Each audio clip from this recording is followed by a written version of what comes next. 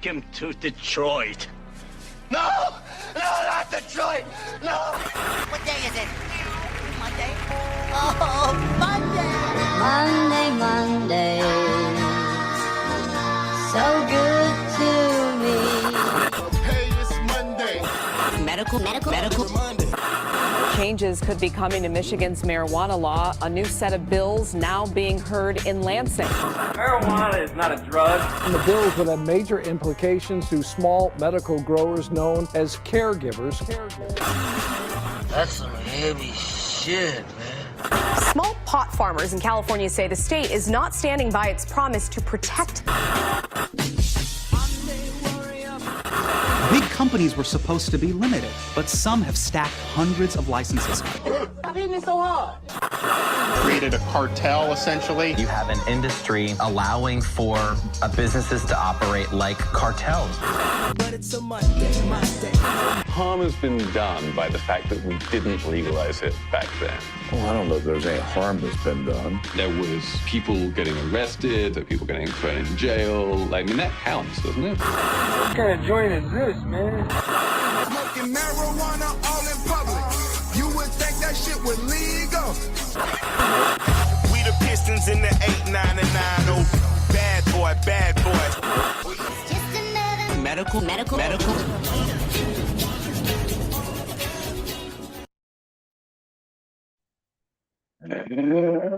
Welcome to Medical Mondays, y'all. This is your host with the most, THC in his motherfucking bloodstream, BERG. This bird motherfuckers. And of course, I got my right hand man, my compadre, my co-host with me, Ed Rocho. What up, dope? Of course, we got a returning panelist with us, Mr. Adam L. Brook, aka Mr. Hash Bash. What's happening? Thanks for joining us. And if you're wondering where Mendo Dope is, they'll be here shortly. But before we get into anything else, let's give a huge shout out to all the people who make this happen. Shout out to Native Made 313. Michigan Turf Farms, Nug Abduction Extracts, Tiki Man, SOB Labs, and Tree Street Packaging. Of course, we always want to remind people, if you're a consumer of cannabis, you should go out and get your medical marijuana card, y'all. And one of the people you can hit up is Detroit Certification Center. You can get at them at DetroitCertCenter.com or Detroit Cert Center on all social media, and or give them a call or text at 248-275-6707. And there's plenty of other people you can hit up. Dr. B, Michael Thuy up north, Pure West out west, Michigan Weedsters, Vehicle City Social, GC3, and the list goes on and on, y'all. So Indeed. Quit procrastinating and go and get that card if you Get that card. haven't already. Shout out to everybody in the chat already. We got Rob, we got Miss Rue, Jenny, Matt, Sinful Serotonin. What up, though? Detroit River Rat, Kalina, and Clover. What up, though? And yeah, before we get into anything else, I want to give a huge shout out to everybody who came through to the event yesterday. I want to say the money that was raised was around $1,200, in between $1,200 and $1,300. And yeah, I'm not sure about the supplies and everything, but that was the money that was collected. And save the date now. The next one's going to be February 18th, y'all. So put the date in there. If you know anybody who wants to vend or anything, tell them to get at Native Made or Nuggeduction and make it happen. I'm sure it's going to be benefiting a totally worthy cause. And yeah, am I forgetting anything, Roach? February 18th. February 18th. But yeah, it was a good time yesterday. Shout out to the Lions for winning. It made the event so much more enjoyable. Yeah. I mean, while we're on the subject, I just want to say, man, I really like how halftime coincided with 420 almost seamlessly. They had that shit together. Yeah. I even saw like clips of people at the game lighting up at halftime. Puff, puff. I don't know if they were passing it, but they were definitely puffing it. Right. Make sure you guys hit that like and subscribe button if you haven't already. Mm-hmm.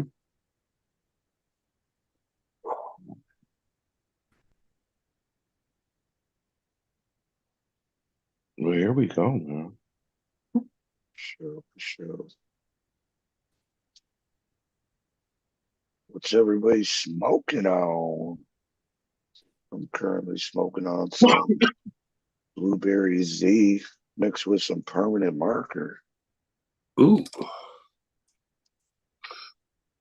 Oh, you had them. I got the guava tangy. Oh, for Michigan Turf Farms. Michigan Turf Farms. Yeah, I still need to try SOBs. Yeah, I need to try his too, but I'll gladly give a report when I'm able to compare the two. Yeah, I also got some Gush mints and some wedding pie rolled up as well. Oh, yeah. What you smoking on, Roach? Shit. Smoking on some Gush mints at the moment. Trying to decide what I'm gonna roll up next, man. Some wedding pie or man, that Blueberry Z is always a winner for sure. It's good. Maybe I'll roll it all up. Little forced collaboration. It's gonna happen. I know not to smoke the jet fuel. That'll put me on my ass. And I understand there are good odds on whether I'll make it through the show without falling asleep. So Right. And they're not a sponsor, so we're not gonna talk about it. No. Well, they come the drones in for popping in the chat. Drones in used to actually be he was one of our, if not the first sponsor of Medical Mondays. It was two fat guys in a pipe. Oh yeah. So, shout out for coming through. Miss Rue smoking on some bomb pop. Sinful serotonin says hi, Gary. I don't know if that's the strain she's smoking on. What? Mm-hmm. Nancy dabs in the chat. Oh shit. Must be a big show. Well, you got the Mendo Dope Boys coming. Come on now. For sure. I only know who they are because shit. Michigan Turf Farms or not Michigan Clover is fucking in love with them. And I went out to Cali to the whatever festival it is that they have out there. She's like, I got to be back tomorrow at noon. And I'm like, why so early? She's like, oh, this band, the Mendo Dope Boys, they're going to be on. And I got to see them. They're just great. And I'm thinking, well, if she's willing to get up, then I might as well check it out. and it was really good. I really enjoyed it to the point that I brought them to Hash Bash Cup. Nice. Yeah, they and they're all about it. So I like that in them. Yeah, no, I want to say Hash Bash was my first introduction to Mendo Dope Boys. I had heard of them. And that wasn't even all of them. Right. But yeah, no, Hash Bash Cup set it off for me. Indeed.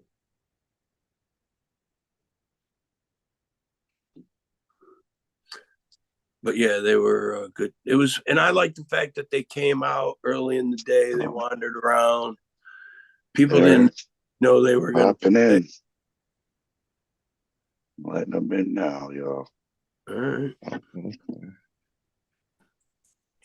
Yeah, I was gonna ask about some of those news stories we were talking about, but we might as well wait for the Mendo Dope Boys. Yeah. Well, we're muted, but yeah, they're getting it. They're getting it together. They're getting it together. Bing bong, my friends. Bing bong. What up, Doe? How y'all doing? Blanga, blanga, blanga. Hey, chilling, illin'. What's the dealio? What's happening? Man, just cleared from the first half of the day with the kids. Oh yeah. Oh man, freaking kiddos! It's a lot of work. Oh, definitely, man. Yeah, man. My hairline is a testament to it, man. It's hard. It's hard work. Likewise. Yeah, dude. You can see how we turn into parents real quick. Yeah. I swear it's like a curse in my family. Once we have kids, we start losing our hair. My brother, I want to say my brother was 17 and he was still in high school and started losing his hair. And it was instantly like as soon as he had a kid. That's crazy. That is crazy. So yeah, man, how you guys doing? What you smoking on? What you rolling up right now? Oh man, well we're doing good. We're doing staying busy as always. Just gearing up for this year, getting ready, plotting on the season and the traveling. Getting some shows locked in, getting ready. Right now, we're starting it off on this session with some of the Headies, one of our top favorites from this year. Where is my nitro? This is the super gas one that we really like. It did really good on the farm too, so it was really cool to see because the farm up there is not easy with the way that the rains hit and stuff at the end of the year. Yeah. So this strain's super solid, and some of the stuff we left on like the secondaries went till like the thirds or whatever we stripped. It was like November. Yeah, it was like. Yeah, I was gonna ask you how the crop went and everything. Overall, it did really good. We did this first ever time doing like little plants and stuff. That was row style, so we can see the benefit of it for sure. But there's also like, it's we can maximize. Now, did you do those with testers, or were they like regular plants that you grew before? They're phenos, like pretty much all the phenos that we found from last year. Yeah, most were keepers from the winners from last year, and then we tried like the peanut butter mochi and the Oreos or the Hawaii 5-0, the slime ball, where it's like random clones we got to see how they did. Yeah. So out of the new strains that you fucked with this year, what do you think you're gonna be keeping? Well, we're definitely dialing down on our phenos of what we want to really focus on, like our big majority of stuff after second year running certain phenos up there and really getting to see them, get more in depth with them. Now we know which route we want to go. And then we're still kind of tinkering around with about these other ones. There's a couple others that we did this year, like the peanut butter mochi was a really nice one. It came out solid. Everyone loved smoking that one. First time we ever grew it. Another one too we kept was a blueberry muffins pheno from the Humboldt Seed Company batch we got, and it's like a super pineapple smell, like crazy pineapple, totally different than any other. There was the one of the random ones in that tin that we had. It's those one-off phenos, man. You know, Yeah, it's like really people cool. will be hunting and then they'll just find that one that's like unlike the others. Exactly, and there was like It ends up being the killer. There was a blueberry one that was purple that looked like what the average blueberry muffin should look like, and it was nice. But this one's so unique, yeah, and so pineapple-y that we kept that one. Yeah. No, and it seems like, you know, we're just like looking over the shoulder of Mendo Dope Boys on their farm and shit. And like, you know, you can be that cool too, people. Like you guys have like a whole fucking, I don't know, what is that, a docu web series? Yeah, Fucking We try to make over the years we try to make it just kind of a standard TV show style timeline, like a 30-minute, 20-something minute episode, like more of an episode kind of thing. But yeah, the vlog, stocky series thing, I don't know what it would be. It's super fun for sure. It's been really cool, and it's dope being able to look back on shit that we did, years ago, and be like, damn, that's a trip that we actually filmed that and stuff. And it's been a big learning process, the whole filming side of it, and like over the years, upgrading camera equipment and learning different editing skills. And just like the more we got into it, like the bigger farms got, it took longer to film too. So it's a lot of time. Like we do all the filming and editing and stuff ourselves. We don't ever bring in like film crews, which would be cool to do sometime. But for all the stuff that we've done up to now, it's been all of us filming just Mendo Dope Vision style. So it takes a lot of fucking time. And then with all the kids now, we got, 4 kids running around and little ones growing up. So it's like, I know editing alone fucking takes so much time, bro. Yeah, it's like you gotta go through all that footage that you took. That's the biggest thing, is going through the footage to figure out where you're gonna chop and splice and everything. Yeah, by far the hardest part, and that's the part where we've worked with people before and seen other people, especially work with lots of like videographers, and they never get footage back. They never really get their done footage. They never. Here's something I've found is that you never get what you ask for. They never deliver on what they say they can deliver on.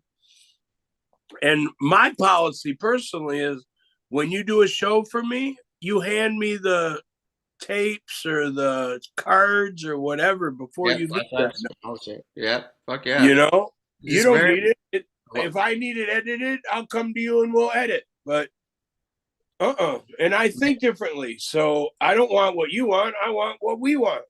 Yeah, exactly. There's so much wasted in the, what do they call it, the studio room floor. You know what I mean? Right. All the unused stuff. Yep. And over the years, we started figuring out how to really dial in on what we were filming. So we knew, because we used to pile up a lot of footage and we just have so much to go through, and we're like, holy shit. So we started really kind of planning things out of exactly what was going to be done. Then we go through and do B-roll shots and try to make it easy on ourselves to arrange and order and edit. But it's definitely a process. It's a lot of shit, but it's been super cool. It's been dope as fuck, and super stoked, on everybody who's been tuning in and watching over the past fucking 10 years. It's a trip.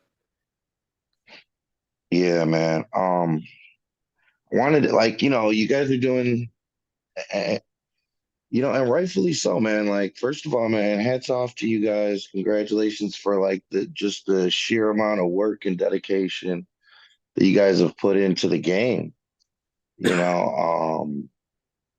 These web series that you guys have been doing, I want to say I went back 8 years on some shit. Yeah. And that's amazing in itself. But it was the first episode of Tales of a Doper. Did I get it right? Yeah. And you guys had some Jesus OG, and you were saying how did we get 2 sprouts from one seed? Because it was only, and my man was like, it was only a 5-pack. There's no way we did that. And working together, man. One's on the camera, the other guy's cutting open, man. Step by step, man. Like that shit was dope as hell. I gotta like, what happened to that plant? That one actually, I'm pretty sure that one was a male and one was a female. I'm pretty sure, yeah. And Wow. I think I forget which one. One was a runt. Like it's. I've heard other people talk about when they find two, it's hard. That one of them's normally a runt, and that's how that one was. I forget which if it was the male or the female. Yeah, I don't know. But I don't even think it got that big in general. I don't think we got.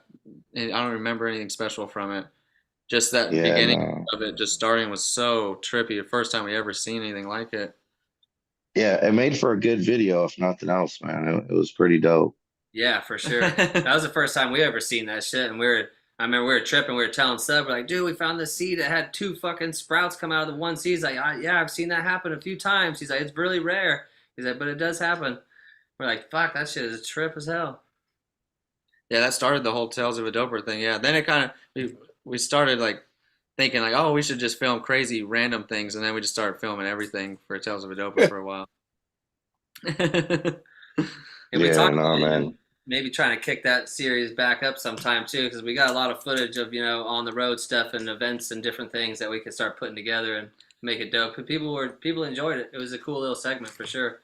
Yeah, there's a lot of footage from the shows that we were all at with all you guys and the Hash Bash that we have like footage that we haven't dropped still for sure.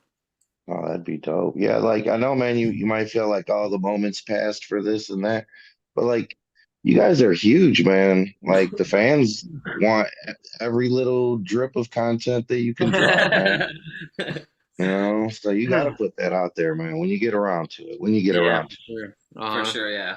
Yeah. I think we'll start having some time this year because we're not planning on doing like another full season documentary this year. We're going to kind of take a break off that since we've been doing it back to back and back every year. We want to kind of start branching off and doing some other kind of ventures with video stuff and other cool videos for people to enjoy. So we got some ideas. It's gonna be dope. 2024. It's crazy, we're in it. We're here, about to take it to the next level. This new world of weed. Staying on the topic of new music and what you guys are working on, in addition to the kids in themselves, like I heard your daughters dropped an album. There's an unreleased Mendo Dope Girl. Mendo Dope Girls album. Like what the fuck? Yeah. I've been in the studio with the girls for a while. Like I was bringing my first girl, firstborn Aaliyah, in the studio, and ever since she was a baby, I had her in here working. Like when I was doing music or even recording when she was real young, I even held her in my arms when I rapped on the mic a couple times. But she started coming in here like after she turned like 3, started kind of playing around with stuff, and man, throughout this whole last year, like pretty much right when she turned 4 and going on, like she started just going super savage, and like it's super trippy to watch it, just come in the studio and it just comes out of her brain. She just freestyles crazy things, and I'll just kind of play back ideas with her and kind of build like a hook and start like an idea, and she just goes in on it. So well, and even now my youngest, Macy, she's about to be 3, and she's been in the studio a lot too, and she's like started, being in here before even Aaliyah was at this much. Like she gets on the mic and pops off a couple words, says something, and gets out. But yeah, it's we built up like, I don't know, we recorded maybe like 30 songs with them now. And for Christmas, like we like put together a little funny album, like their first album that we gave to like our family and everything, and just to have some cool stuff to go around. We talked about it and debated on putting other music out for other people to hear, but still kind of holding back on it. We don't know exactly if we want to put out some of that stuff for people to hear, or just hold on to it and just watch her build. And no, that's definitely dope, man. That's definitely dope that family, all have a, album. Sure, yeah. That's live, though. Yeah. And on the last album that we dropped, we put one of her songs on there. That was her debut song, the I'm a Farmer, that I Love My Garden song. And it was just like in the mix of all the songs we created, like that one was just like so perfect for the Planters of the Trees album, for like grower side or out in the garden, the vegetable garden harvesting. So it was a cool one to use, and she was super happy. Like it's super cool watching her face when the song comes on, and like how many people have hit us up and said how much they like that song. Like, oh man, that's one of my favorites. Like I jam to that shit all the time. So it's really cool. I hope that, you know, maybe she wants to stay into it and she does, you know, just keeps on going at it because she's off to a crazy roll. I couldn't imagine if I started doing music at that age, like what it would be now. Well, shit, man. Maybe she can tour with you in like 20 years, push you out on a fucking wheelchair or something. You know, maybe that should be live. She's definitely getting to that age where she wants to come out more, and she's like, "I want to go with you to work. I want to come with you." And oh no, don't leave, don't leave again. And it's hard sometimes, but yeah, it's super cool. It's crazy, you know, watching these kids grow up and Brian's kids being a little bit younger, and now them getting older and playing together. It's super dope. Yeah, no, I mean, you got to be proud, man. But how long have you guys been in the game as far as like putting out like albums, mixtapes?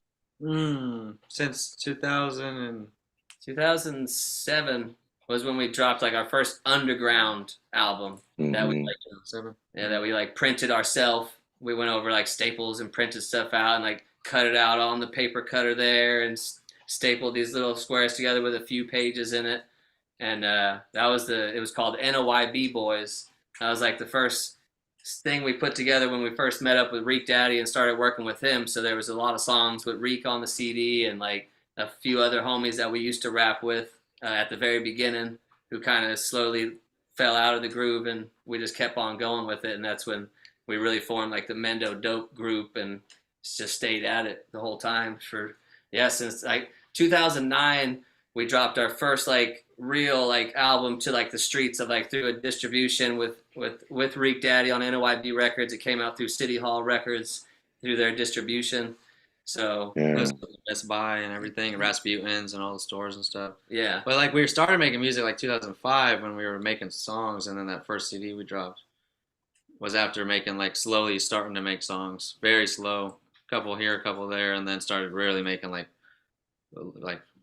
all the time in the studio, song a day almost for a little bit. We probably have like 1,200 songs that aren't released. For real, yeah. There's a lot of songs. It's trippy. Sometimes, every once in a while, when we're pulling up the studio, you know, getting in the studio, we'll open up a couple old files or old folders and be like, "Holy shit, I forgot about this song," and just see the title of the song and be like, "Oh wow, that one. Let's listen to that for a second." There's so much cool things that we've heard that we want to bring back too. That we're like, man, that could be a really dope song if we like, now that we know what we do, especially Bleezy on the production side of like making stuff really sound clean and nice. Like it always, like back in the day, the shit was really raw. We didn't know, didn't know what we were doing at the beginning. You know, we didn't have too much teaching. We were just learning ourselves. And like with Reek Daddy, he was real raw, basic style, just in there recording. It wasn't like playing with all these effects and doing all this mixing. It was like go in there and record shit and like barely even move volumes, tracks. You know, barely even level things out of a volume, but not like effects and mixing music, you know? No compression, no EQs, no reverbs, no delays. Yeah, so it's really trippy listening to some of the old stuff that's like really raw and rugged, but it's like, oh man, you could hear the potential in it. Like, and there's been a few times over the years where we pulled songs from that we recorded like years before, and we kind of redid it in a different way and kind of brought it back to life. And it's been really dope. And we know there's a lot of hidden gems in the CDs that aren't out anymore, or the songs that never even came out.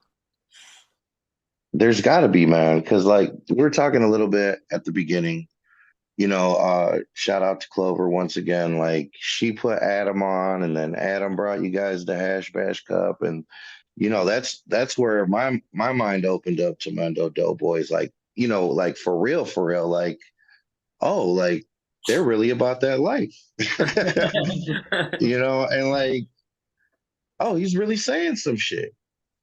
So, you know, I kind of challenged myself a little bit. Let me go back and like hear some of these old tracks. You know what I'm saying?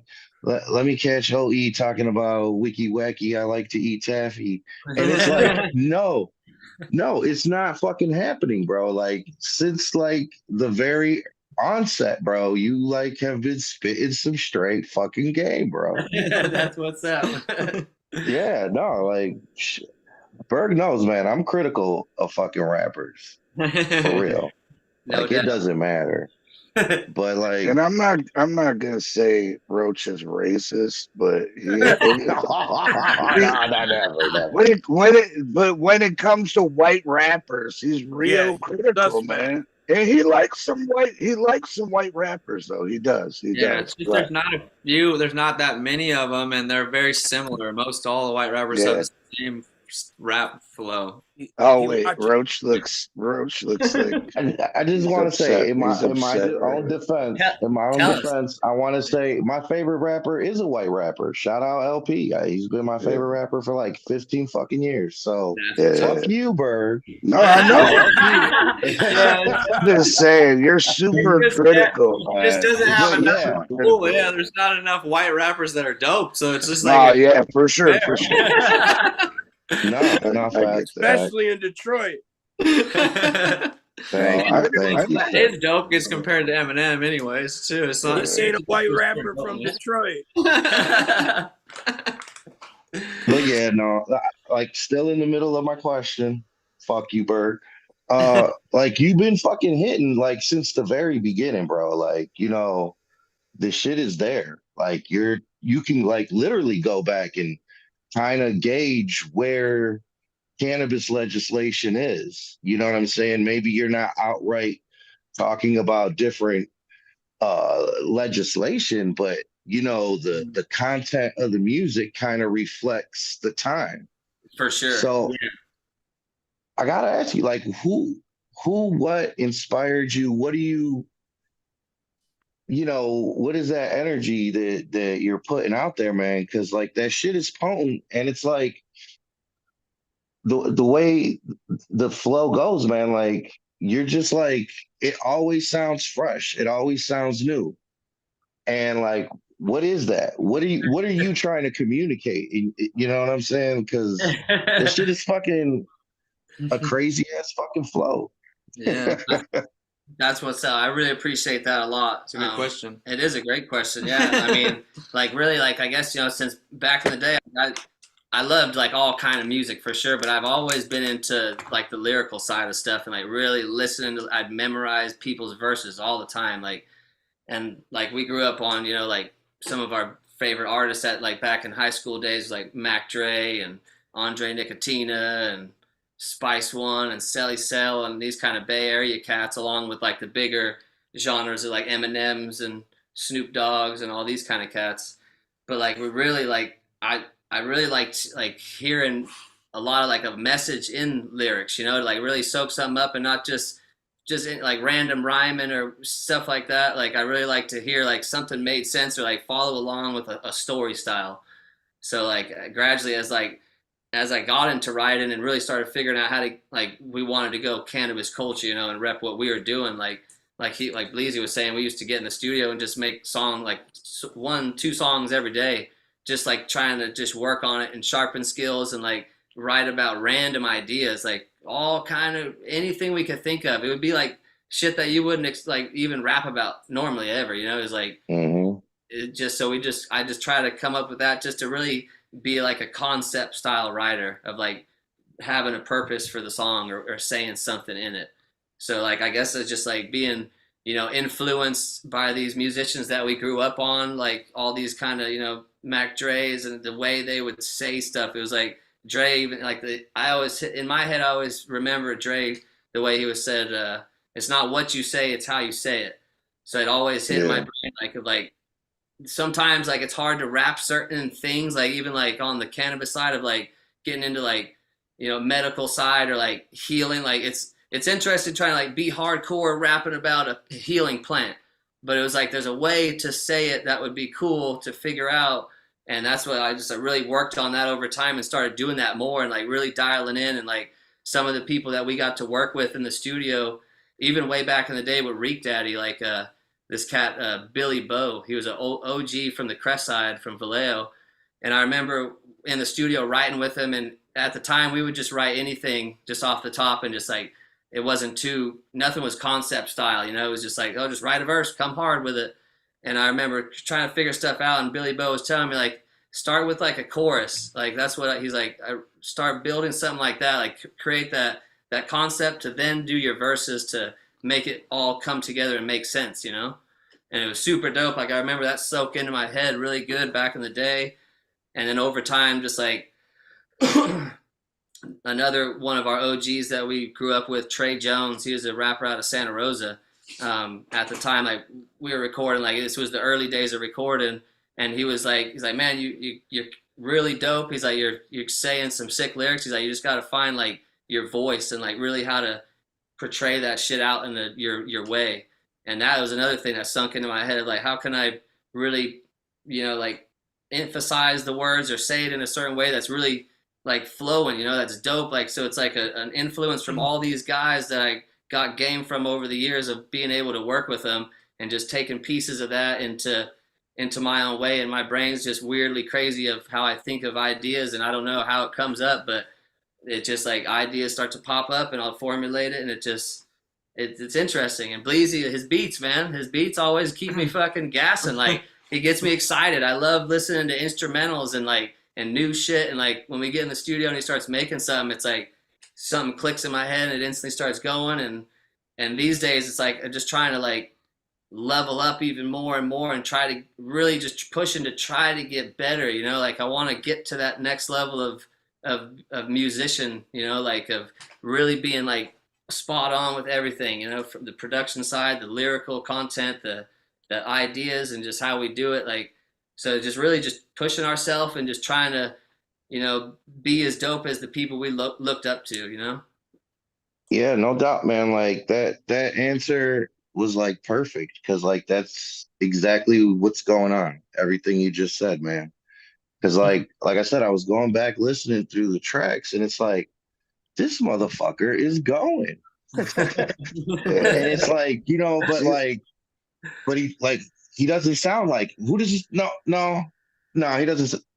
No, he sounds like OE. Yeah, It's like it's his the own. fucking yeah, and then like the beats.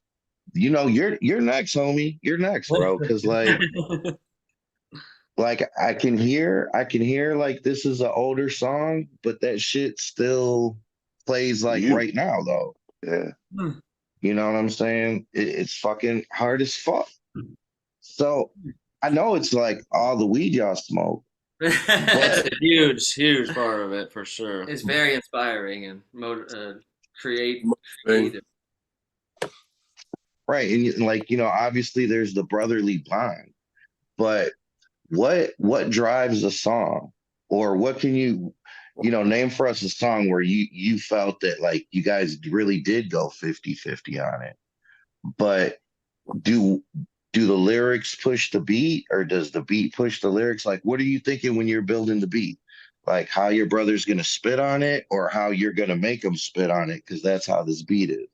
Yeah, it's for sure. It's half and half. I don't plan things too much, but we do a lot of times start with the beat. There's not a lot of times where he has like a full song done lyric wise, or the song's written and then he needs me to make a special beat for that song, you know? Like some musicians, especially that sing or guitar playing musicians that write music with guitars, just that writing music style, whether you would kind of work the beat to the lyrics. We just do it mostly with the beat first, and he'll have concepts and ideas, and then I'll have stacks of beats that I'll make, or over time of making a beat, he'll be like, that's perfect for that concept I've had sitting on. But then half the time we'll go in the studio and we'll just say like, okay, let's start at 0. Let's see what happens. And I'll start making a beat. And as soon as I get like, you know, an instrument or a drum thing going, like, you know, 15, 20 minutes in, we start to get a little bit of something going, then he most of the time starts coming up with something right there. And then we'll be like half and half the whole time, where as I'm building a beat, I'm asking him questions, and then I'm like, okay, like should we do like a 16 or 24? I'm like, this beat sounds like it would be dope for 12 or something.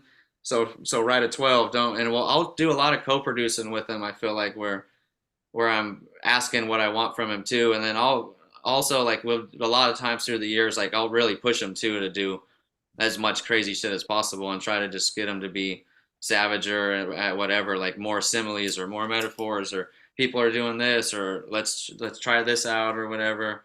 And certain bars here and there, but a lot of times, like, I'm in the beat so deep, and he'll roll a blunt, and I'll puff, pass it back. I'm making the beat. I talk a little bit, and he's quiet as fuck, just writing and writing. And I look, and I'm like, he's like, okay, I got 16 done. I got the hook done. I'm like, holy shit, okay, let me hear it now so I know what's going on. And then as he's rapping, I'll kind of sometimes get a little bit of an idea of another, like, melody to put with it or something, or like how to do the hook special than the rest of the verse or something. Right.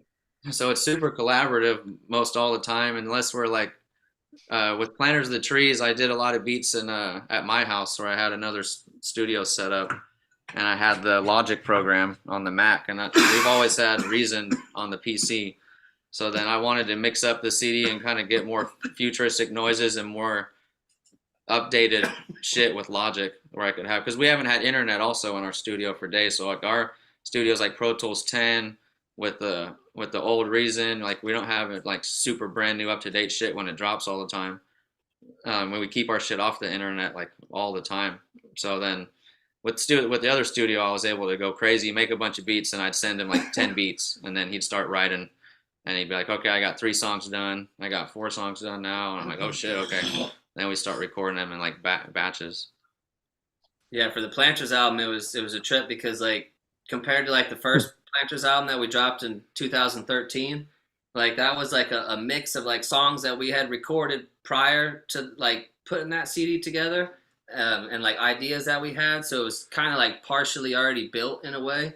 It still was a lot of stuff that we did with it and a lot of new artists that we work with. But on this CD, it was like starting at clean like zero. We're like Planters of the Trees 2. We're not even like recycling any prior ideas or concepts. We're just going in on all brand new beats, all brand new songs. And we wanted to do a double disc just like the first one. So it was like, there was a lot of like working on it through the season of like through the grow, you know, as we're out there in the garden, you know, just coming up with ideas. And I'm writing concepts in my phone of different things that I'm wanting to make songs about. And then as Bleezy would send me beats, I'd start going through and like seeing, I'm like, oh yeah, this one feels like that vibe that fits this concept that I have.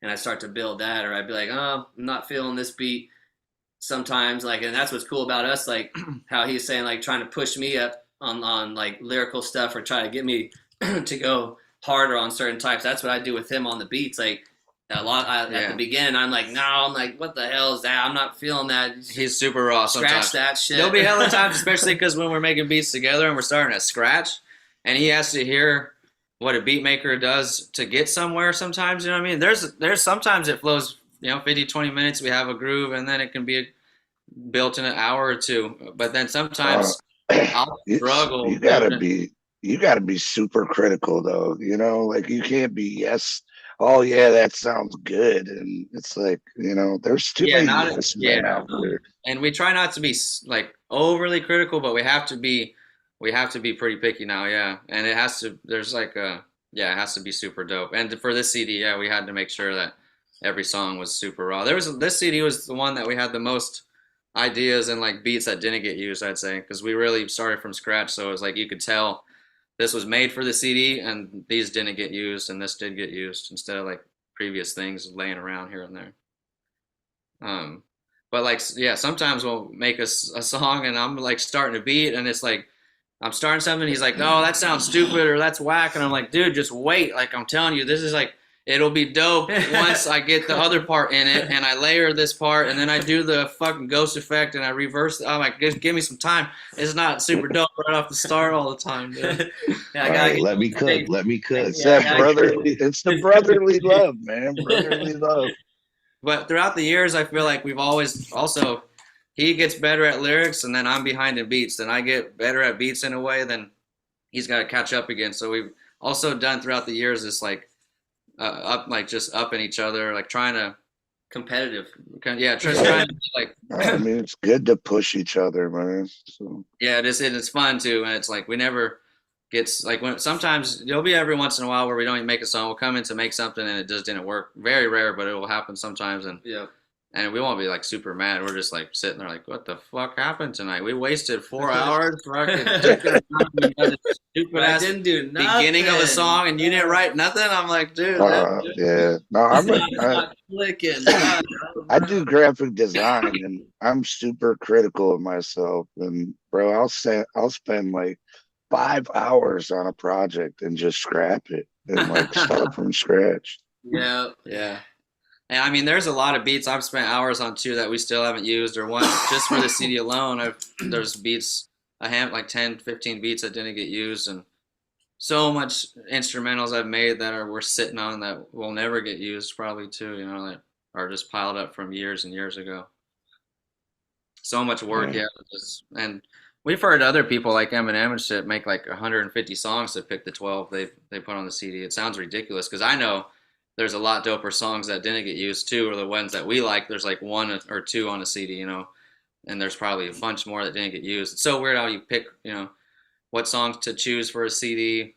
It's like for a long time we've just dropped everything that we make. Like after we redid everything, we don't make a song and then not drop it, and like make that many songs not to drop. A lot of songs that we haven't released are like all the older ones. Once we started focusing album to album, we don't like overly make songs and not use them. It seems like there's so many dope songs artists like Eminem have that you'll never hear, that he's so picky. It's like if you could let the people pick, that'd be cooler, but someone has to pick. The labels pick and stuff too, for radio and this and that. But so many extra songs get made that don't get used. Even like, Reek Daddy, for example, like, when we were going up to Reek's, back in the day through that 2007 and on for like a lot of years we worked in the studio a lot with Reek. And every time we'd go up there, like all Reek did was he'd be out there doing his grind, whatever, and then he's recording music. And he was just stacking. Every time we come up, he'd show us this handful of brand new songs, and we're like, damn, this is so fucking sick. And then an album would drop, and we'd be like, where's that one song that you showed us before? And like so many songs that would never even make it to albums. That were like, that one was super dope. Like everyone would have loved that shit. Why didn't that come out? And it's like, oh, I got more. I check this one out. It's like, I swear, like, ain't no telling how many hundreds of songs that every artist who really loves music and records like is gonna have so many songs that the world doesn't ever get to hear. It's just part of it. For sure. So how do you like put the album, the track list together? Like, like do you like pick, like, do you try to do it in order, that you feel like shit goes together, or do you just like? We do a super nice amount of time at the end of putting songs in order, even though we know these days the playlist just scatters shit anyways. But we still, for people like us that like listening front to back, I really like to have them in a specific order, and it's like the beat is a big part of it, of the way the beat changes to the next beat and the way the CD rides. But then also like with this CD, the Since Day One song, as soon as we made that, we're like, that should be the intro for the CD right there, just because the concept of the song and stuff. Yeah. But yeah, but a lot of times, Bleezy's good at arranging songs. Sometimes I'd be like, I don't really know. I don't know where to put this one. It's hard to say if we should have it here or there. Right. Skits and the way skits. But there's so many albums out there where they just, it seems like they just hit shuffle and then fucking, sent it out like that. It's like, what the fuck? This album's everywhere. Sure, yeah. And that's another thing. Like when we started making CDs, like ever since like after our like first couple albums that we did, like a lot of our stuff would be like I was saying, on like a concept style. We'd really have like a theme to every album that we were doing to really have that full circle of being able, like, because once you break down one subject or you say this is the title of the album, there's so much that you can talk about with that title, so much content inside that idea that it's like, all right, this is like, say for example, one of our old albums that's not out at all, it was called Dopeville. It was like one of the underground albums that we put out online, and then we took it back down. But we got really like, that was at the beginning of us getting super weeded out style too, like, because we gradually got into doing full out cannabis culture music and talking about what we were doing, outlaw growing, everybody that was up in the hills, what we were really doing behind the scenes. So we started getting deep on that style, and like every album was like really like a purpose for all these songs that were going on the CD. It wasn't like, it was only a few times that we'd be like, let's just throw this song in the mix to, we need like more songs on the CD. it was just like, oh, everything was going on there for a reason. So then the track list would come together and like it would make it a full project, you know, because we love listening to full albums, like not just scanning around. Like I love listening to artists like the full like picture of what they wanted to do with that project, you know, from the very beginning, all the skits in between, how it intertwines. Like that was like something that was so dope about like the old school like Dr. Old, Chronic old CD, you school. know, like how it all flowed, and it was like so epic, and you just it like imprints in your brain, you know, you remember that it's like timeless, it stamps into you, and it's just like a feeling through that whole vibe. So that's what we wanted to do, like with a lot of our albums, was really, this is what the album is, and it's going to be about this. It's not like you get this random song, what is this even doing? Like, what are you talking about? No, it's like, this is like a part of this, you know, it's all meant to be, like, it's all planned out. And then it's just got to be arranged in the right way.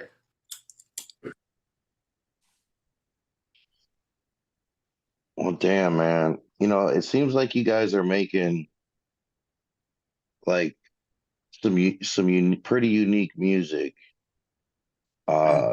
during a time when like most of the music getting put out is pretty bland and or just cookie cutter, repetitive, slight modification of what we were listening to last year on the radio, you know. Yeah. So like are there any artists out there that you guys would like to collab with or kind of bring into the fold? Like you see what they're doing and you're just like, you know what, man, like you got potential, kid. I like what you're doing out new there. that you liked, you know, any new artists that you've heard or anything? I mean, there's like at the moment, like there's a handful of people that we have like, you know, dreams of wanting to collab with, and like people that we've been really vibing on their music for a while. Like just throwing out some names, like Joyner Lucas would be a big one that we would love to collab with. He's fucking killing it. He's such a dope musician. His flow style, what he's saying lyrically. Yeah, his stories too. Like he's you know, fucking super dope. And then like on the other side of like different style music, it's like we love like Jelly Roll. Like Jelly Roll is a big fucking, we've been listening to his music for a while, and like it's crazy how big he's got now with his transition into the country music, and he's fucking huge. Like, but that's another one that we'd love to collab with. And like on the other side, like reggae music and stuff, there's a lot of them, but like Damian Marley is like the top like goal, is like, man, if we could ever get a song with Damian Marley, that'd be so fucking epic, because he's one of our all-time favorite reggae artists for sure. That's fucking would be just epic as hell. So fucking sick. And then there's a lot of different artists that we've been meeting, you know, over the time of traveling and touring and doing these different shows that we've been able to vibe with. Like, it's been super dope that like certain people that are coming up and getting sick. Like one of them in particular, like we really like our homies, Space Camp. Like we met them out in Florida at the Florida Cannabis Festival, and that was when we first like ever found out about them. Like, yeah, I have to check them out. I've never heard of Space Camp. Yeah, Space Camp. Yeah, we got them on our new album too. We wanted to collab with them on that, and yeah, that's just like there's a lot of dope people out there for sure that are fucking coming with some sick shit, and then there's Man, I just want to throw it out there. Our bro, Pony Boy, man, he does some sick hooks, bro. So sick hooks. Yeah, Los Marijuanos, man. He's raw for sure. I think we got at least Don't marry no hoe. Yeah. We recorded a couple songs with Pony Boy. I just don't know if they're like if they're out or what. Like one of them in particular, I know we did like a tribute song for Ed Lep. Yeah, when they got out of jail, we made a song for him. Like right when he got out of jail, and I forget who wanted us to do it. It might have been Heidi, his ex, and she wanted us to do the song with the Real One and Pony Boy, so we did us, Real One, and Pony Boy for him. Oh, all right. Yeah. I don't know where that song would be. I don't know if it ever though. came out, honestly. We'll have to figure that out again. And we've talked one of those unreleased tracks. Numerous times, you know, running into them, and it's definitely been a long time coming to make something new. Something real, yeah, because the songs we have, we've done, they're kind of quick, fun ones. Nothing like really focused to make like a record, you know, like to make a real record. Because he does have potential, yeah, you're like with the singing, you do the right hook with him, and record it Okay. clean in the right spot, it's gonna sound nice. And he's OG. He's been doing it for days, repping weed. So it's like we got Oh respect man, for Tony Boy. Like, yeah, for sure. yeah. He's crazy He's, motherfucker. yeah, he started off as a DJ and then started rapping and all that. So yeah, he's been doing it. Like when we do all these shows, we've done a lot of shows over the last few years, and every show there's someone cool. Like all the people that do the lineups have pretty cool lineups at all these ones, and like even down to the Adam one, there's that guitar dude. Like we still wanted to do a guitar track with that dude. There's this girl that was singing at this other show we did, the Keefe Cannon Fest in Illinois. This I don't know what her name was right now, but dude, she was so sick. There's just so many people that we were so focused this year, especially on the Planter to the Trees CD, that we had songs in mind. We had people that we wanted to feature. There was a lot of people we met that we want to make songs with still, that we just like had to finish this first and then move on to the next chapter. Because right now, like another thing too is like dropping full albums isn't even like the smartest thing to do, as the way that the internet works and the streaming and the algorithms work. So like we dropped way like hella singles last year, but they were all singles leading up to the CD. So like that was really helpful, and we could see the numbers too on dropping those singles, how the streaming numbers go up. So like we really want to focus on singles, not like try to like go so deep onto albums, and like really make a really good song and then like push it right too, to have the video done and the promotion done when it drops, instead of like we're always really behind on stuff. We're in a rush to make the album. Now the album's got to get uploaded. It takes a month for it to Definitely for it to get clear. Yeah, it's like, oh man, everything's like crunch time. We never I really never even thought of that. It's a lot different nowadays, man. Back in the day, it was just CDs or tapes, like. But now, with the streaming, I never even thought of that. But that's smart as hell to like do the single, so that itself gets out there, and then you get put into the algorithm. You know what I mean? So like more people will start listening to those songs. So when you do release the album, it'll start including, more of the album itself. Yeah, and it's like a technique people have been doing forever. Like just speaking of Joyner Lucas, the way he did his last album was really crazy. He dropped like almost every song as a single, and it was like 3 years before he dropped the CD.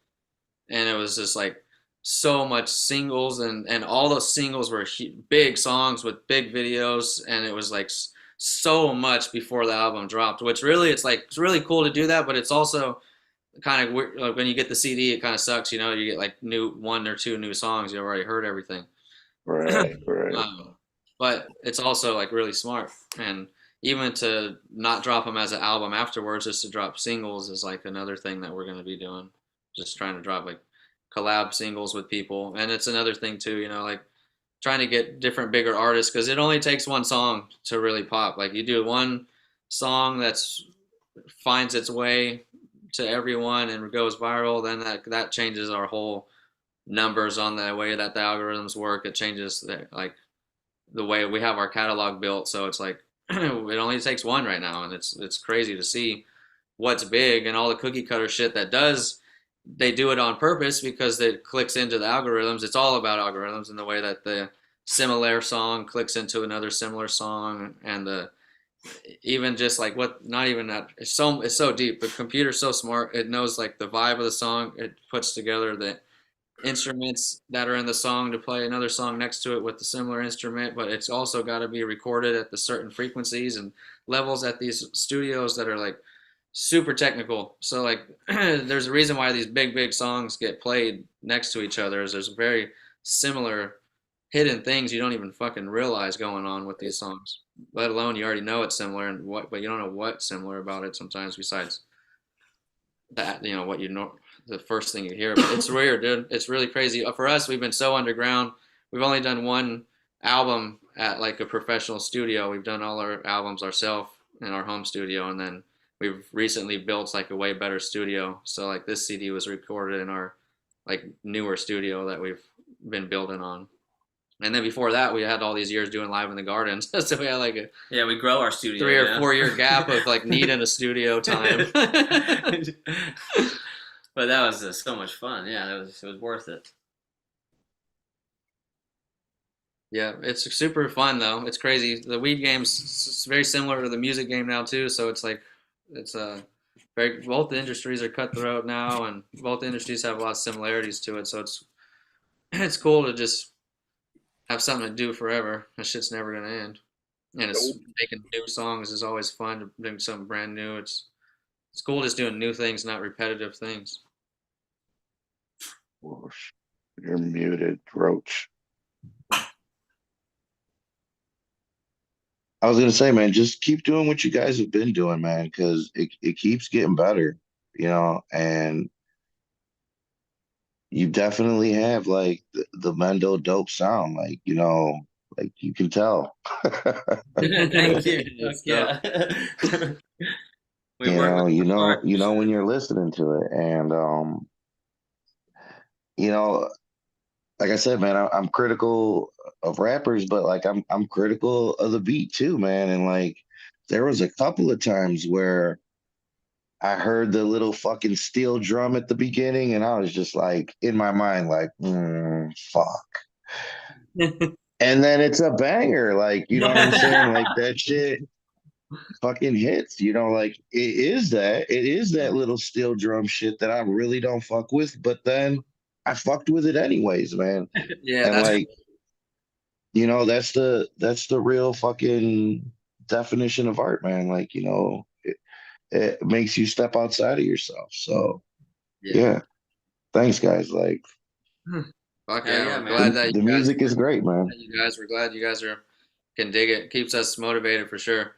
It's like throughout the internet works, a lot of hate. We've never really got a lot of hate, and that shit would be super demotivating, not be motivating if we drop songs all the time and we get nothing but hate, or you drop a video, you're just like, God, and it's easy to do. People are haters out there, so it's cool to keep motivated and keep like, and then real people like you that really recognize like what real music is too, and aren't tricked by the mainstream. Yeah, and it's hard like these days, with how much music comes out and how much new artists there are, fucking all the time. Like it's super hard for dope people to even break through and get seen. Like that's like something big. Like we like got so much respect and owed, to like Reek Daddy and to like Sub Cool, these OGs who like really helped us get into a position to like start making music with Reek Daddy and actually believing in us to do this, and then Sub Cool when he introduced our music to this whole weed nerd nation of people that was like our fan base that we couldn't figure out how to reach at the time because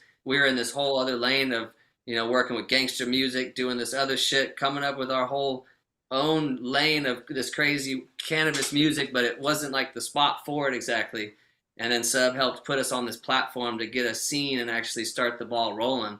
And that was so big to actually start to get people to hear what we were doing, and that was like, from there, it just really grew into us figuring out exactly who we were, how to do our stuff, and like put it out there exactly how we wanted, and not be similar to other stuff that was popping at the time, or try to fit into things. Like really doing our own thing of like our own vibe, trying to be different, but still keeping it super dope. Like, but going out of the box with it and like trying different things, different style beats, different lyrical content that people weren't used to, going that deep into the grow side and just going at it and just trying to push it hard and make it happen. It's fucking grinding. Yeah, no, I mean, for sure, man, because like, okay, yeah, it's weed music, but it's not one dimensional. You know what I'm saying? Like, you could hear, like some people, they pick up on a song from like the beat, the cadence of the beat, like, oh, that's catchy, that caught my ear. Sometimes it's the MC, like it's not even what they're saying, it's how they say it. It's like the sound of their voice. It's the cadence too, how they say right. it. So I feel like if any one of those parts of the song draws you in, like you're gonna like back that up with substance. Like if it's just like because this is catchy, or it's a little fucking I caught the groove.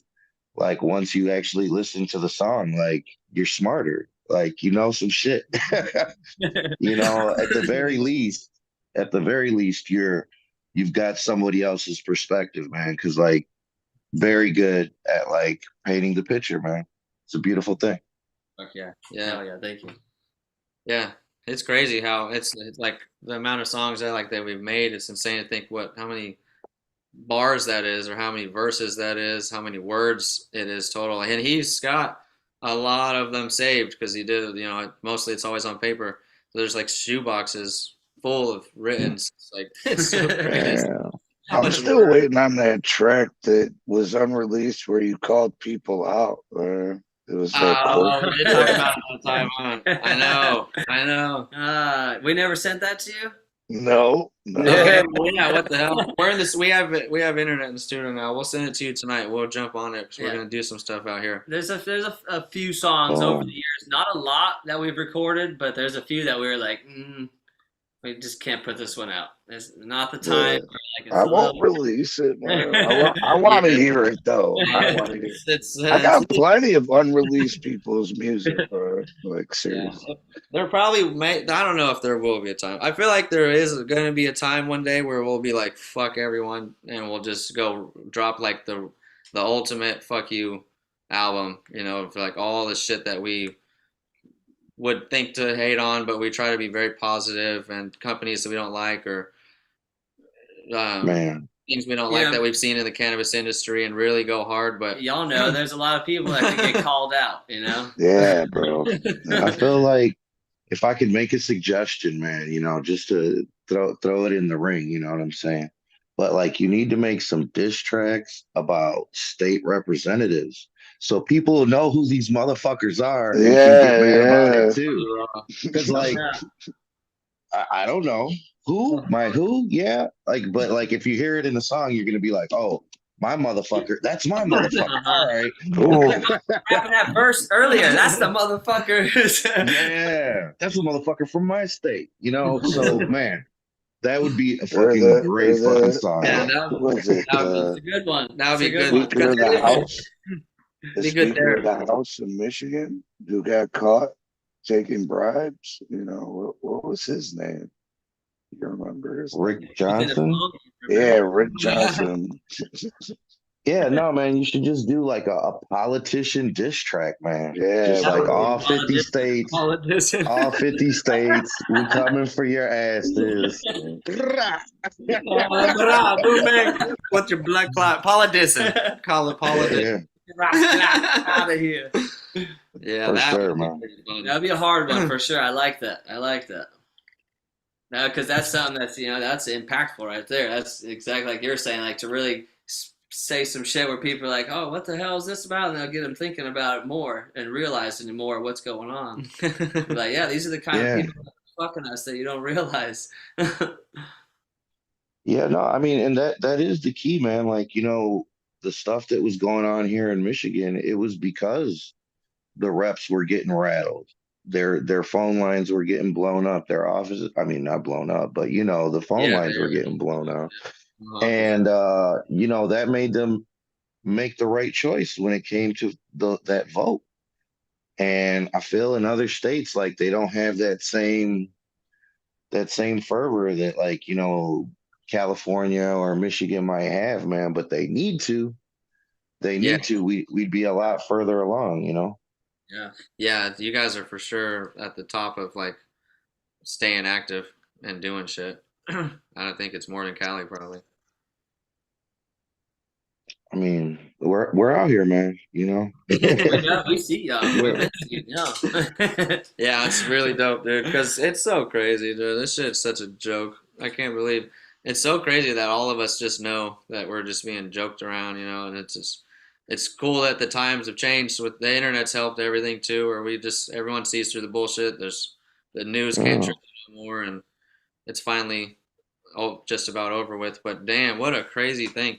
That's what's cool about, like you're saying, the music. The music is like a stamp in time for sure. Like in 100 years from now, you listen to the songs like from the culture that we lived and stuff's never gonna be like that before. And then like the transition from that to what it is now, and like the newer songs, some of the ones we try to like really say new shit too, just so where it's like the times that we're living like now, and like so it's really trippy, yeah, because it's a stamp for sure in time to look back on. This fucking shit's gonna be done in 100 years from now. It's gonna be no stigma of it. It's gonna be normal and intertwined with everything in the world. But we were all living this time where it was super bad. And then everyone older than us, we didn't see the craziness of it. Even people that had to go through the beginning of it's insane.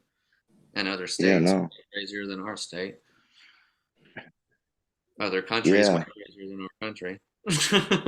Yeah, we got lucky to be born where we were at and grow up in the fucking freedom heart of Emerald Triangle. Somehow, I don't know if it was all like things are meant to be, and we were placed here. Like this is where you guys are gonna sprout your seed and root around the world with this movement and push this cannabis culture. Like it's very interesting how everything works out and what ends up happening, and how it ended up going this route and what we're doing now. Yeah, it's really cool to see what everyone's doing. We're all very similar all over the world. We're real positive about this. It keeps us motivated. Everyone's got some mission to do to get the plant more free and to get our freedom and stuff. And it's like, think if you just took weed away, what would you be stoked on? Like as stoked as weed. What would you want to push for? Like maybe political stuff, but what do you push for? Like cooler cars? Like I need a cooler fucking car. I need like I need a dope V8 again. Don't outlaw V8s. We need to all fight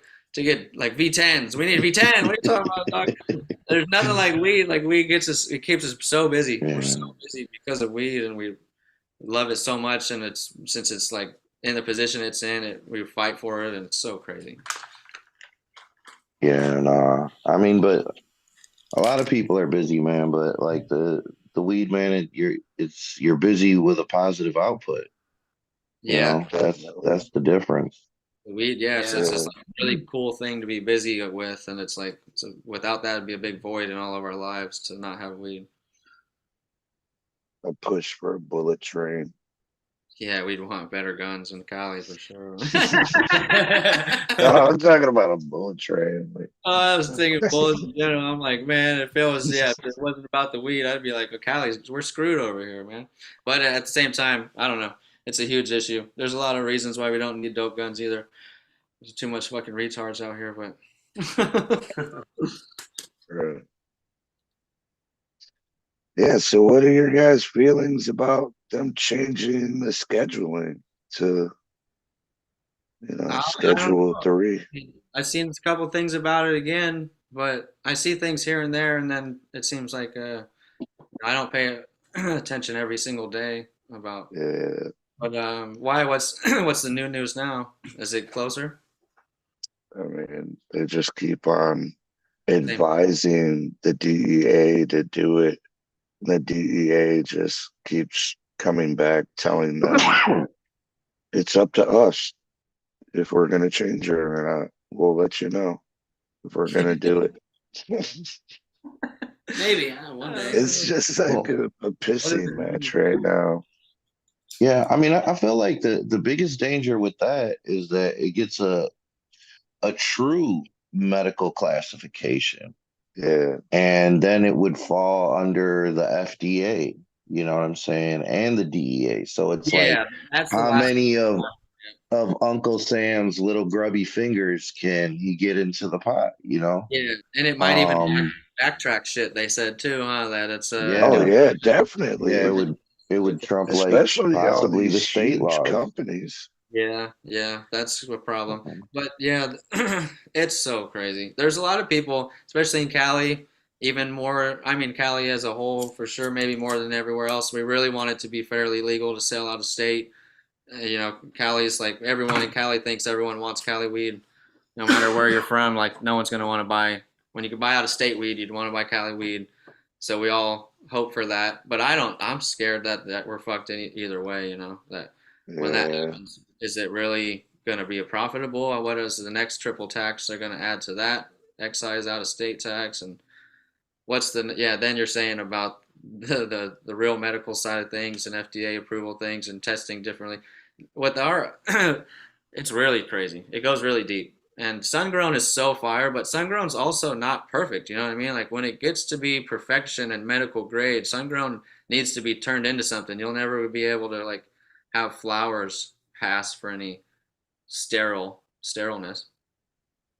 There's Yeah. gonna be a little bug every once in a while. There's gonna be a little dust. It's not fucking. Or even fires, ash, all that shit, man. There's That's like shit happening everywhere. organic Fucking shit up. contamination, but it's not like sterile indoor hydro grown, no soil that they're gonna want to charge. Well, It's a tough one, and there's a Forest. lot of things inside that whole chapter. well, like my buddy Adam would tell you if he was awake right now, he'd say that, the plants have been grown here on this planet for thousands of years, and it hasn't gotten anyone sick or dead.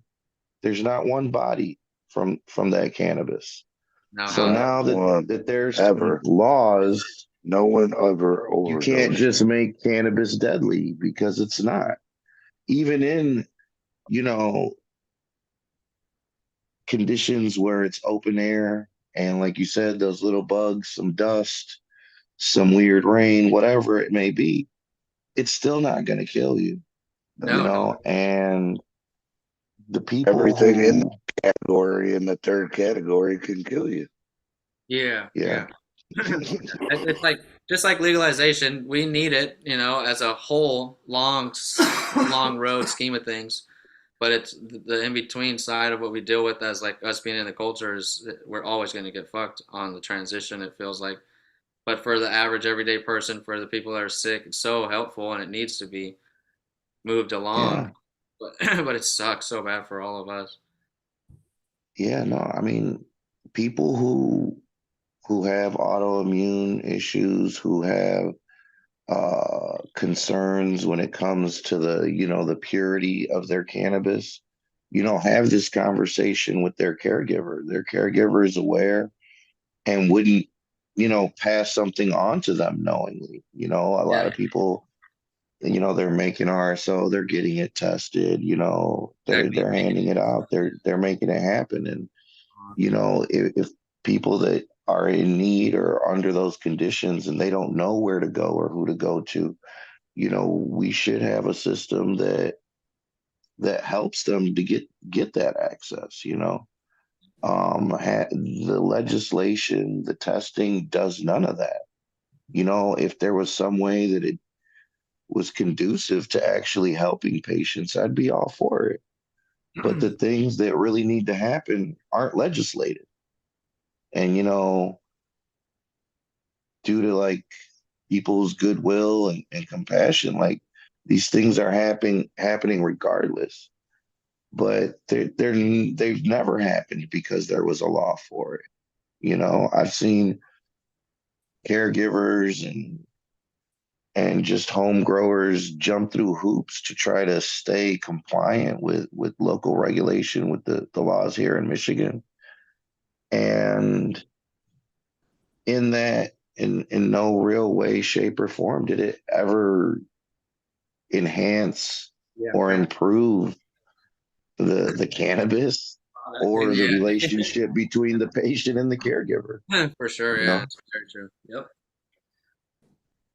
So, man, we got to get past that, and rescheduling to 3 only seems like it's going to put more distance between access and patients.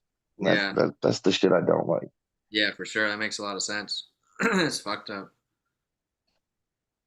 Fucking guys. What are you saying it needs to be then? Fully declass, like off the thing as a whole, right?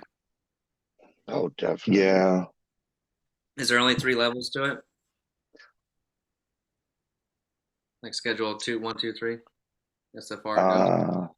No, I think there's 4 and 5, to be honest. Up a little bit. Yeah, I'd like to have it put in the fucking like same category as like dieting supplements and shit like that. You know what I mean? Like, in its own category, that it doesn't have to go through the FDA and all that shit.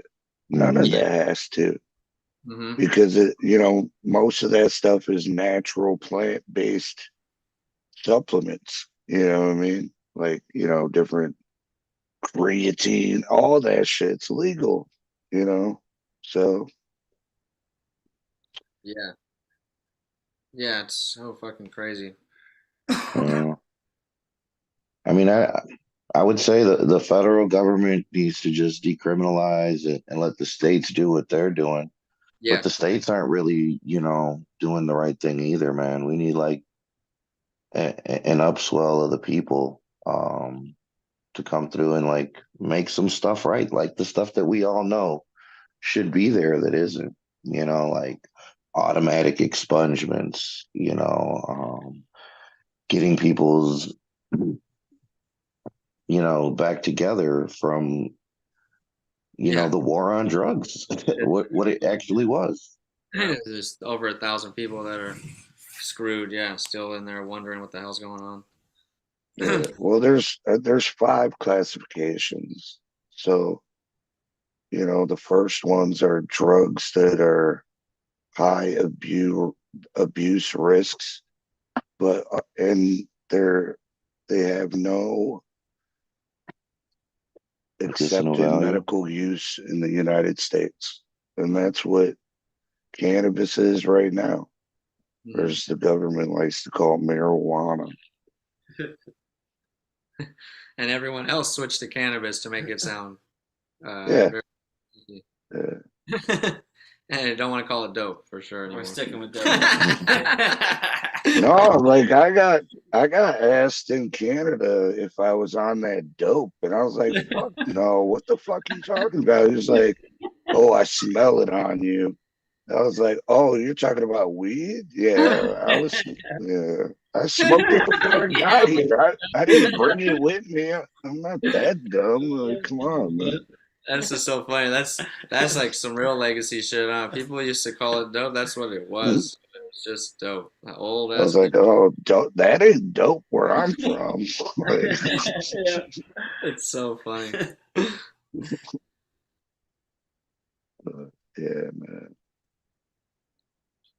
Yeah, dude. It's fucking I crazy. mean, the game definitely has changed, man. Like, coming from the traditional market, seeing, stuff change in your own area, in your own state, then seeing like, all the other states starting to pop up and have their programs. Like what's been like the most shocking change or lack of change that you've seen in this, what do we say, like almost 18, 19 years of music?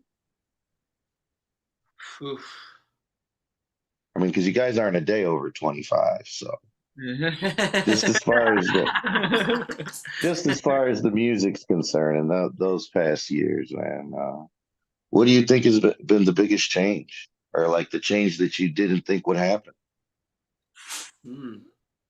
Just on the music side, that's crazy. I don't know. We jumped. What's crazy is like for us, is we like listen to music, buying CDs, to go to the CD store, and right when we started making music, everyone thinks stop like CDs is very big slow down. As soon as we started realizing, oh, there's money in music, and we could, we're just started like our first album in 2009 was in Best Buy even, but that was like right as CDs were starting to switch to internet and stuff, and it's crazy to see our whole span of music has just gone more and more streaming, more and more. Uh, um, it's I don't know. It's just crazy, dude. It's like you're virtual now. Yeah, very virtual. It's very computery, very perfection-y and stuff, and just the way that the internet works is crazy. But it's like also as we've also started making music, say like in the beginning of 2007 even or whatever. I don't know what was on YouTube at that time. YouTube was probably not the place to watch music videos, and it wasn't even all that much, especially for like I bet for new people. In the beginning, YouTube might have been used for real record companies way more than like an average person would use it for. So like I feel like there's so much opportunity for the internet and the like YouTube alone and every other social media site and just the internet as a whole. That's like it's pretty shocking to see like what we can do from out here in the mountains in the middle of nowhere, and what we've been able to do just to reach everyone, and how when we drop our music, it's goes through our label that drops it worldwide. It's in every country, every streaming site. It's just like really trippy to see how the technology's changed through the years, I guess, for sure.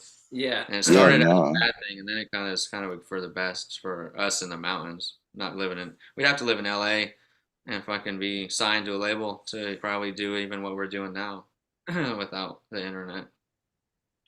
Yeah, no, like back in the day, you're right. YouTube was not it, but like now, YouTube is the trunk of the car, Yeah. and it's the global trunk. You know what I'm Yeah. saying? YouTube is Like cable now.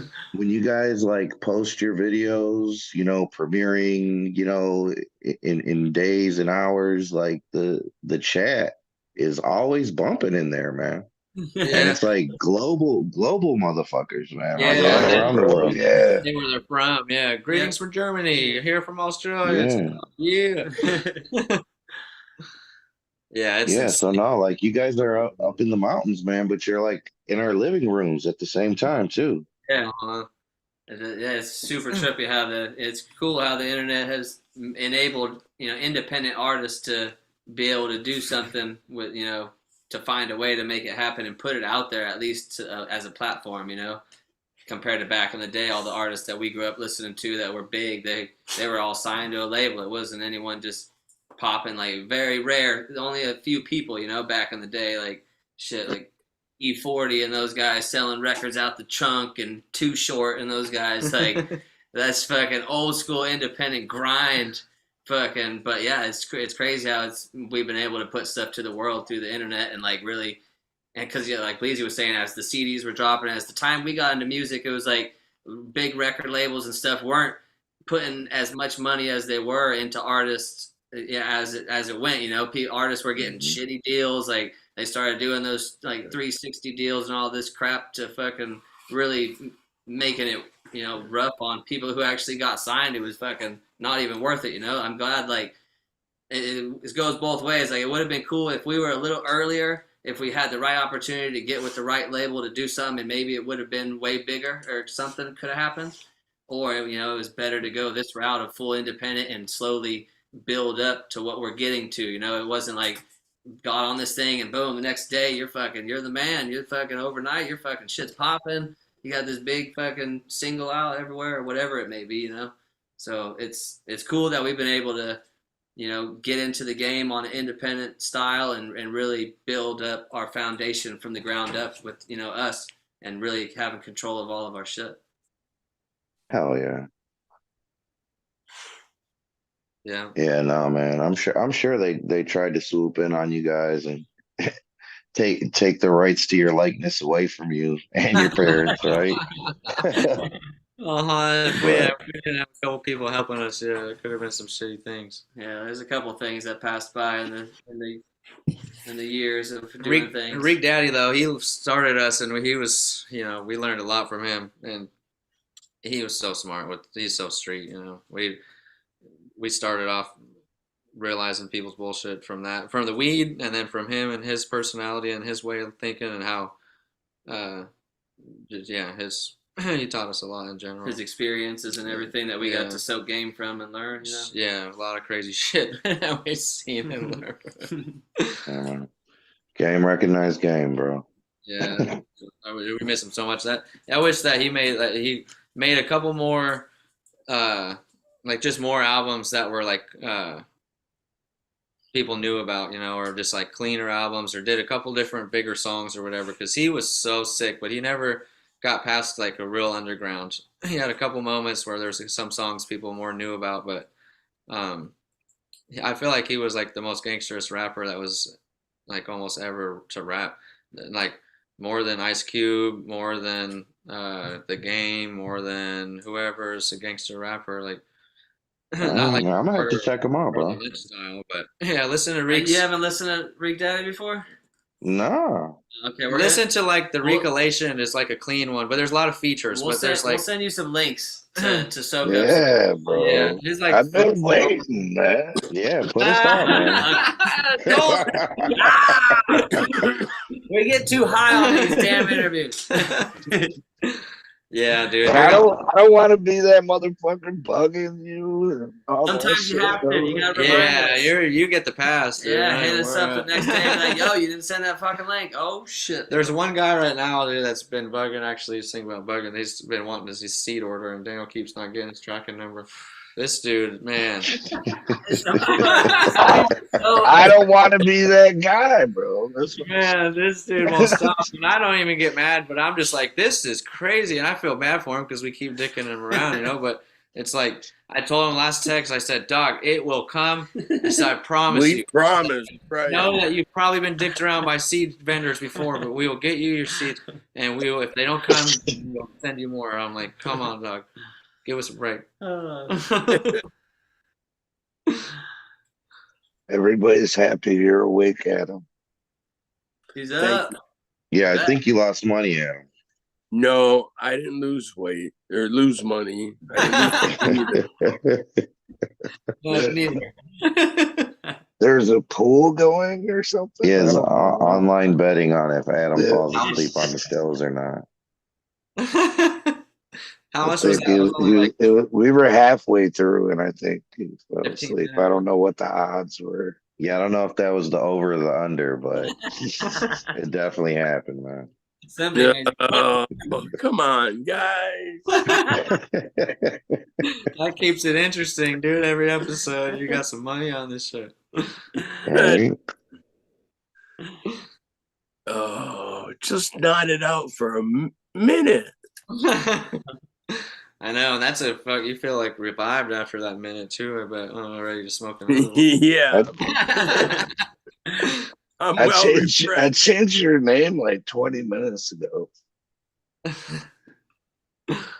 Really? I can't even see that. It wasn't 20 minutes. I know I was awake at 5 or at 10.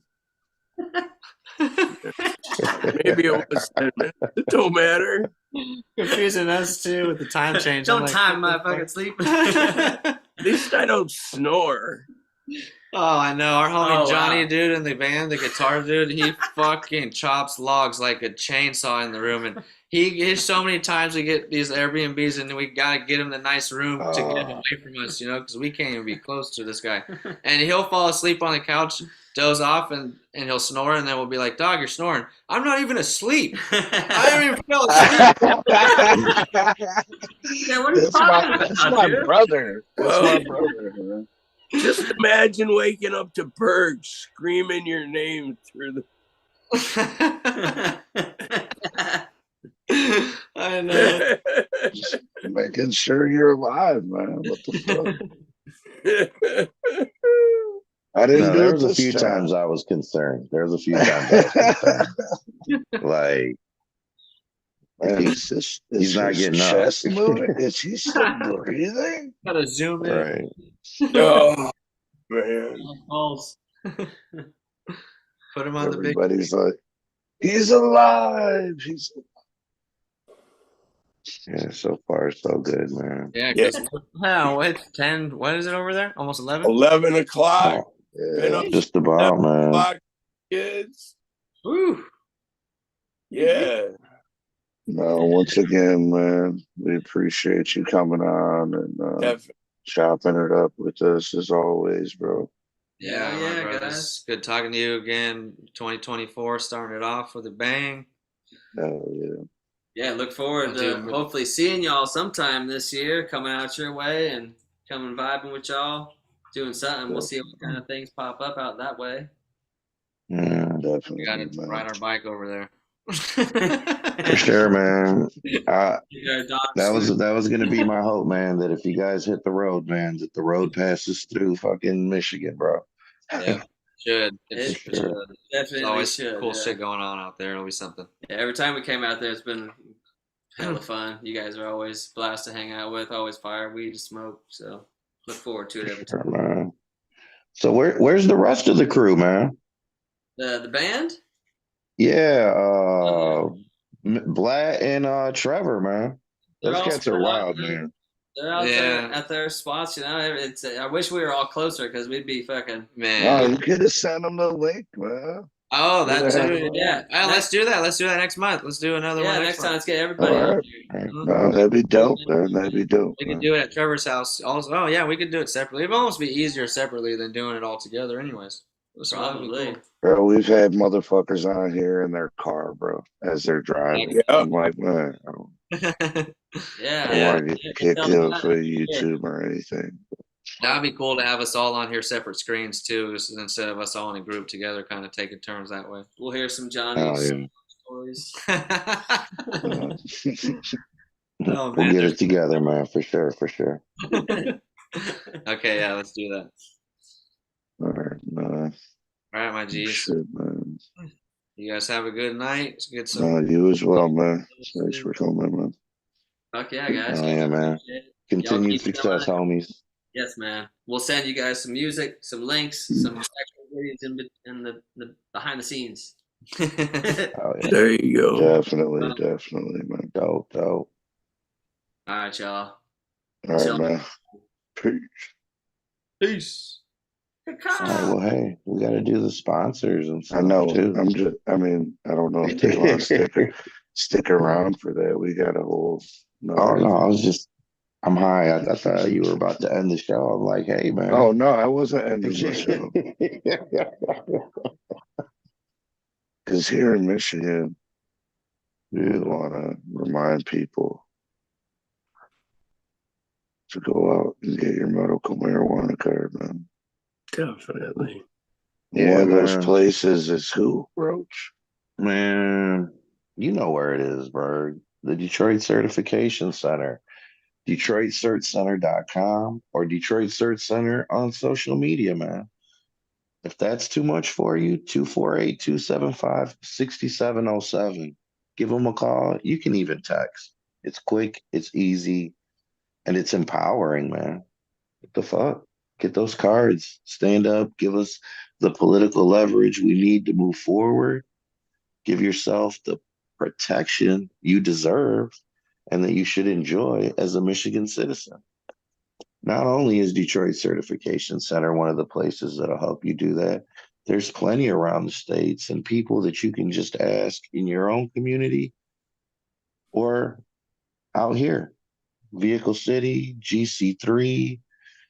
You got Michael Dewey up north, Pure West, Dr. B. So many people, man. Did I say the Weedsters? Shout out those Weedsters. And a whole bunch of other people, man. Adam, where do you tell people to go? Or that's private, right?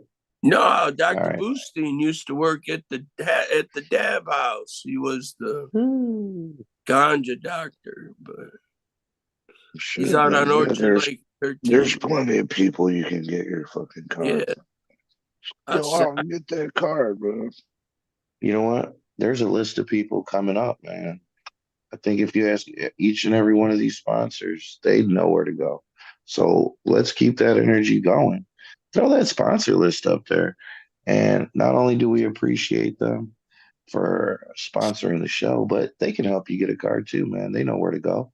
Native Made 313, Michigan Turf Farms, Nug Abduction Extracts, Tiki Madman, SOB Labs, and Tree Street Packaging.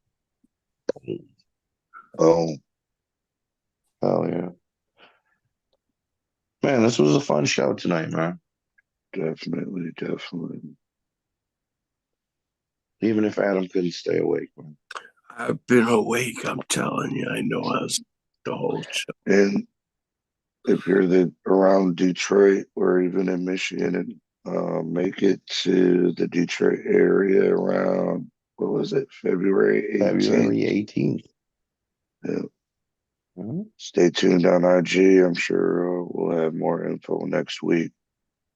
And hopefully next week we're going to have another dope guest. I don't know. Hopefully. It's easier said than done, bro. 2024. Come on. Easier said than done. Right. Thanks for joining us. Hit that like and subscribe. And peace. Enjoy the rest of your Monday, y'all. Yes.